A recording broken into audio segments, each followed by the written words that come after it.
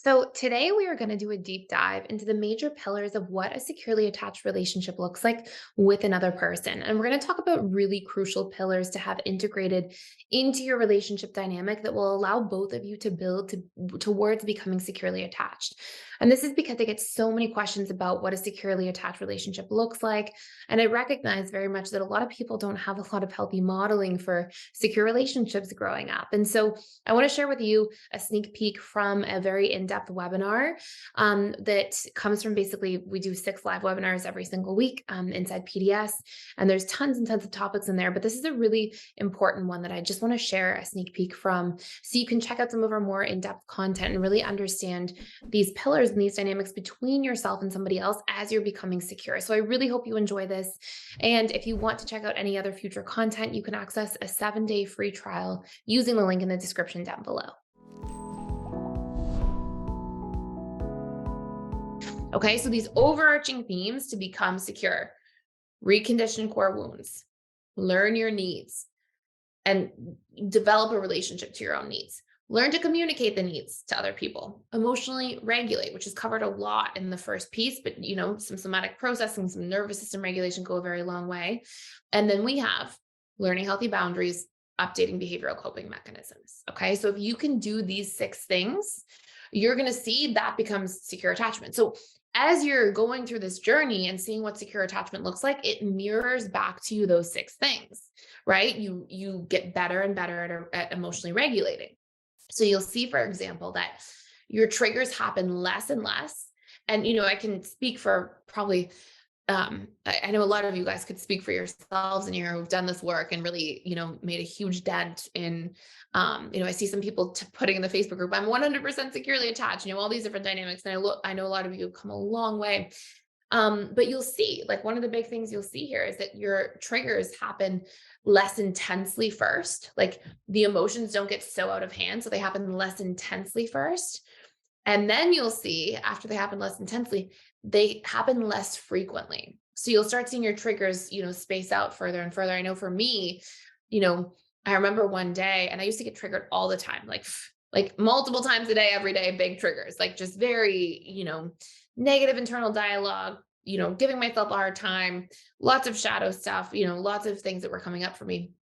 And big time, what I found is that as I became really good at emotional processing, not only was I in a position where the triggers started coming down, like things that I was waiting for to trigger me, like a 9 or a 10 out of 10, I'd be like, whoa, this is uncomfortable, but it's like a 4, it doesn't feel good.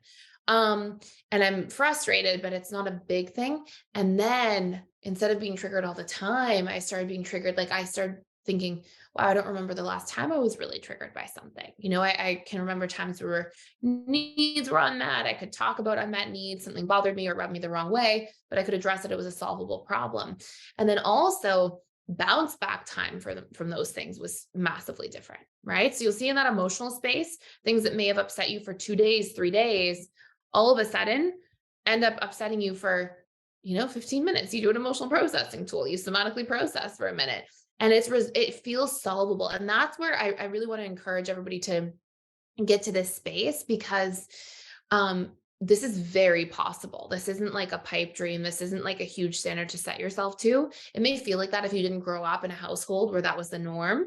But that should be what you strive for in here. That should be like your plan. And then what you're going to get into is a space of going, I can handle stuff. You feel in charge of your emotions instead of feeling afraid of your emotions. It's like, okay, if things come my way and I feel uncomfortable emotion, I'm just going to see these things as feedback. Okay, this is triggering me. What's it telling me about myself? What's going on here? And so we start getting into that really powerful space. So that's a really, really big place to be starting from, right? That's what to expect on your path to becoming more secure. The next big thing is that generally you will start, and just so you know, that emotional regulation has its ties, it has its roots in core wounds, right? You've reprogrammed a lot of your core wounds. And then also, how to somatically process, right? So that covers the core wounds and emotional patterns part. The next thing is obviously your needs. And these will usually be the big ones that start off in the journey to becoming more and more securely attached. And so the needs part is that you'll learn your needs, right? And then you'll actually not just learn your needs, but you'll build a relationship to them. So something I do, for example, is I know what my top 5 personality needs are. I'll check in with them every 6 months or so as they may shift or change. But I design my life according to those needs, right? So I know the things that are important to me and I make sure that I have time blocked off to meet my own needs in the relationship to myself. So then I go into the world with a full cup, right? Then I go into the world intentional, clear, and then when I need to communicate those needs to other people, then I know exactly what's coming up for me and what I need to communicate. So if something doesn't feel good, I'm like, oh, hey, I really need XYZ. And as you build that relationship to your needs, learning to meet them yourself, that's half of the interdependency game. The other half of the interdependency game is to get comfortable communicating them to other people. So you'll see that next big stop on the journey for a lot of people tends to be, not only do I have a relationship to my needs and actually make time for them because I now know what's valuable to me, but I also put myself in a position where I feel comfortable asking for my needs. And this is the goal I want you guys to all have, is that you should get to a point where the people close to you in your life, it feels as comfortable to ask for your needs as it does to say, hey, can you pass me a glass of water? Like, you want to get to a point where there's no discomfort around sharing what you need from the people in cherished relationships. Like, I know, and I don't want to sound like I'm like saying, well, oh, bragging or something like that. I really want to just like tell you clearly that this is what you should strive for because it's 100% possible. I just know that if I ever have a need, I can go to my husband immediately and say, like, I need this thing. And there's no nerves around that. There's nothing scary about that. When I started doing that, it was terrifying. The first couple of times I did that, it scared me terribly. But I practiced and I practiced and I practiced. And over time, it became the norm, right? And it gave him permission to do the same. So, we can rely on that and on each other for that. And I know, the closest friends I have in my life, my close family members I have in my life, I know it's the same thing. And so, then you develop these relationships where not only are you in a position where your cup is quite full all the time because you've got time blocked off to meet your own needs, but you also know that you have really strong people in your life that you can rely on to support you because you feel comfortable and safe speaking to them. And then this is what happens at the needs part, right? Then we have to remember people are imperfect, right? So I could communicate a need to my husband tomorrow and he could have met my needs whenever I communicated them the last 50 times, but maybe tomorrow something happens. Maybe he's not available or he forgets or he's going through a hard day himself or whatever it might be. And let's say I need something and I communicate and he's not there. It's not going to sting, right? It's going to be like, okay, my husband's going through a hard time. I can see that. And because I know how to meet my own needs and because I have other trusted people in my life that I can go to with my needs, it's okay for somebody to be imperfect. There's lots of room for that. And so that's the space as you become more and more securely attached that you'll see that dynamic digs into, right? Not only are you empowered to meet your needs, you feel fully comfortable expressing them. You've got a few really great people you can rely on to meet them. And, when somebody's imperfect, because humans are imperfect, it's not a big deal, right? It's like a small thing. Or you can even correct. We talked yesterday about how if there's something you need that's important, and that person is capable of meeting it, right? You can also allow yourself to take up space, right? So, my husband's very good at this now and has been for the last like 7 years or so, but the first year or maybe year and a half of our relationship when we were in our power struggle stage, he still had these elements of dismissiveness. And so one thing that I learned to do is, if because at first, right, I still had these elements of like fearful avoidant attachment style. So I'd done all this work on myself, but not from like an attachment style perspective, because I did all this like healing work on me first and from like core wounds and from boundaries a lot. Emotional regulation was big. My coping mechanisms and behaviors, like all that I had done. And then, that prompted me to dig back more deeply into attachment related stuff. And so I remember, we were joking about this yesterday, the reactive dismissiveness is in the FA shadow work webinar, but how if he was dismissive, I noticed myself on a couple of occasions at the beginning, if he dismissed me being like, fine, I'll dismiss you right back. I'm going to dismiss you twice as hard back, actually. And, that's like the FA dynamic. And I saw myself doing that. And I was like, okay, that's not the standard I want to hold myself to. So one thing that taught me that was really valuable is to actually go in and just allow myself to take up space. So I would say to him, I'd say, hey, um, I really need your attention for a moment. I need your presence because I am sharing with you something that I feel is important to me. And that always works, right? Like, I'm sure there will be cases for people that doesn't work. If you have a tricky family member or somebody like that, but people close to you, nobody's going to dismiss that. If you say, hey, I need your presence and attention, this is important to me, right? Like, people start paying attention. And over time, because I would always communicate that, he just started being really good at being present. And so, these things that we have, it's really interesting because the things that bother you the most in the power struggle stage are usually your greatest places that you have work to do. And there's definitely going to be an element with the other person too, right? If somebody's behavior is triggering you, there could be something they can improve on, but there's usually something there that we can improve on as well. That is a call for healing and making ourselves feel more whole, and allowing ourselves to dig into what those golden nuggets really are.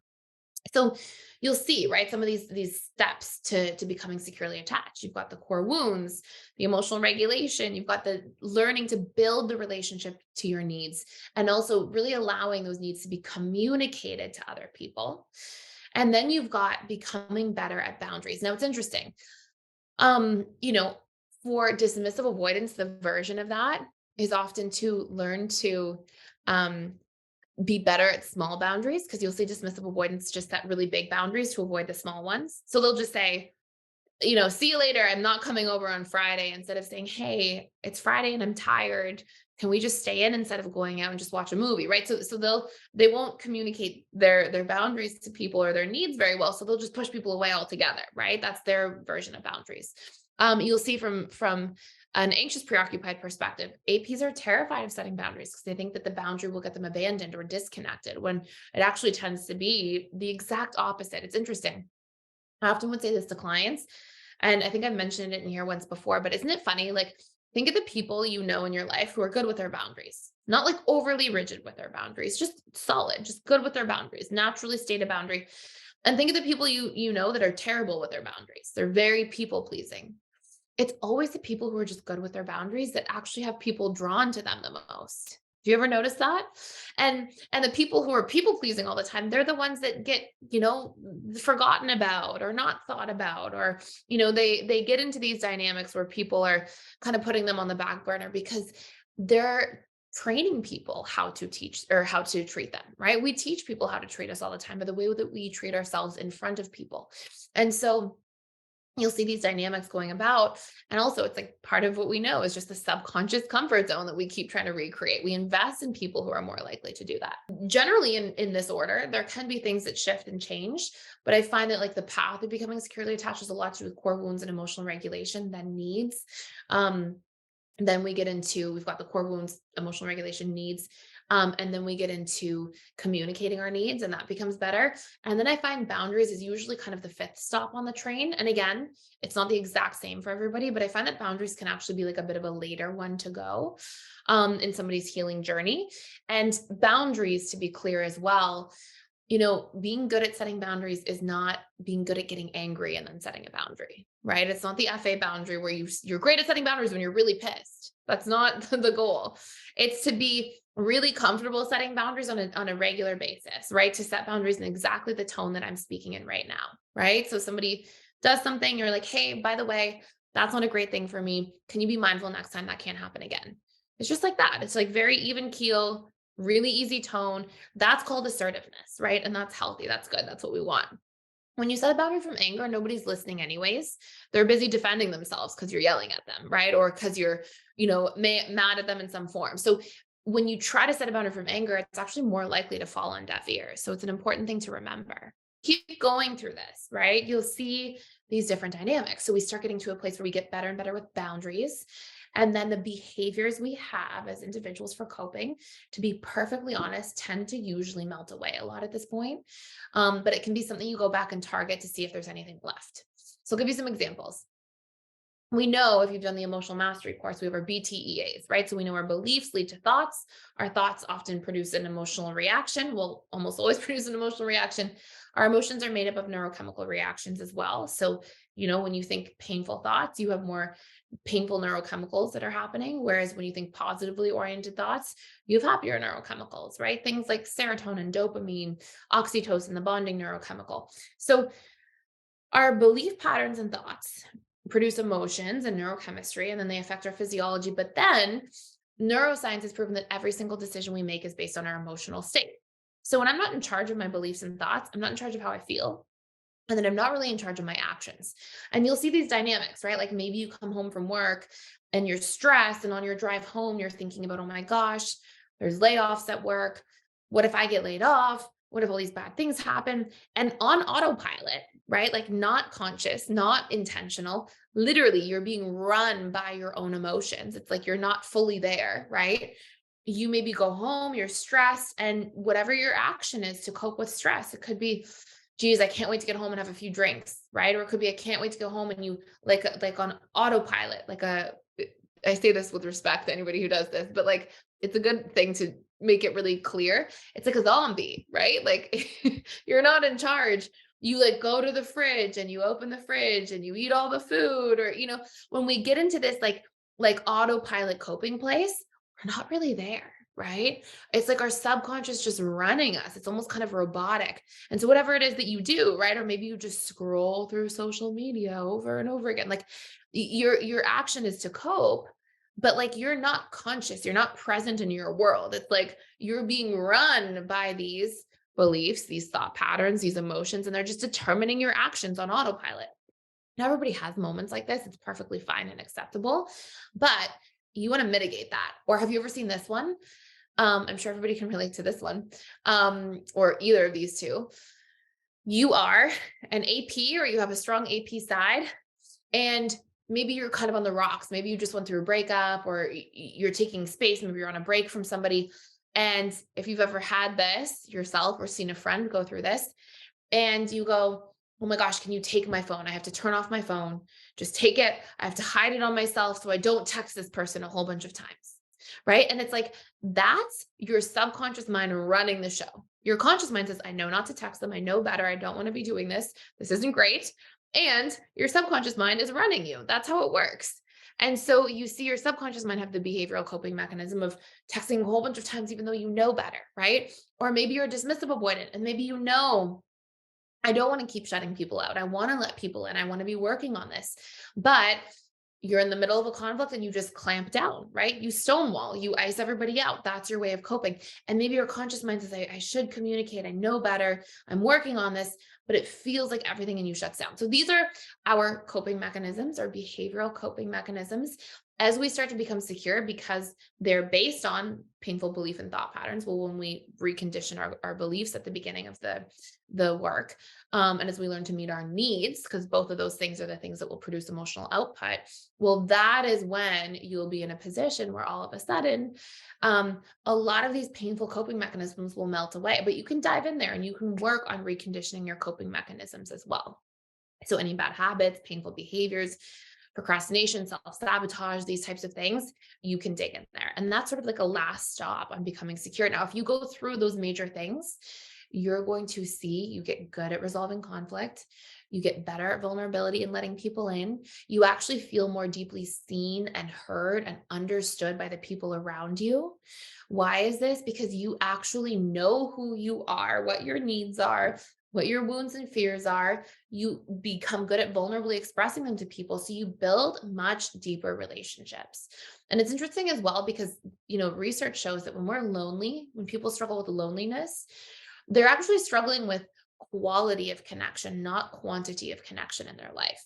And so where does quality of connection come from?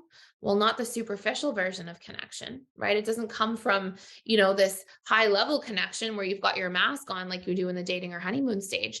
It comes from depth of connection. It comes from like letting myself be deeply, intimately known by the people around me. So people know how to be considerate of me. They know how to have my back. They know how to do things where where, I can express a need and we've had these discussions before and they know what that means, right? So doing these things builds a lot deeper of connections in our lives overall, big time.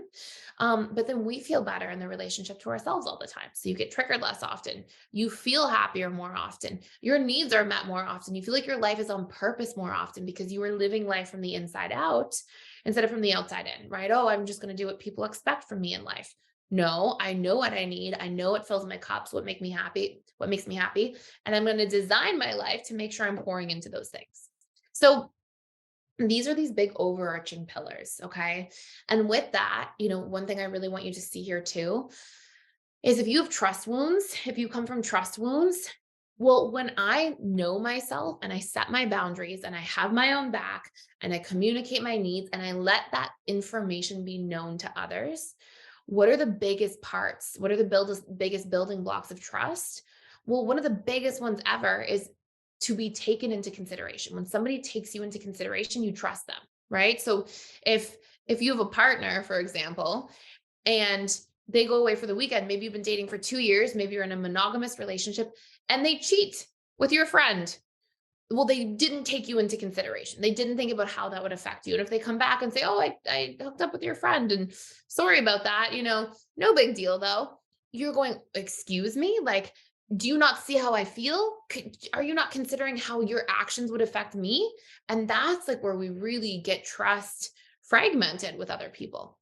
But oftentimes, that's obviously a really big example, but oftentimes if we have pre-existing trust wounds, they keep getting inflamed because we're not even giving the information to people to know what our needs are or how to consider us. And so we can accidentally keep our trust wounds alive by not letting people in, being vulnerable, opening up, and sharing what's okay for us and not, what our needs are, what's important to us, what our fears are. Hey, please, I have a fear here. Can you be mindful of it? Can you consider me? Right. So the more you're able to do that, it builds a huge pillar around trust and openness as well. Okay. So these are the big overarching themes so far.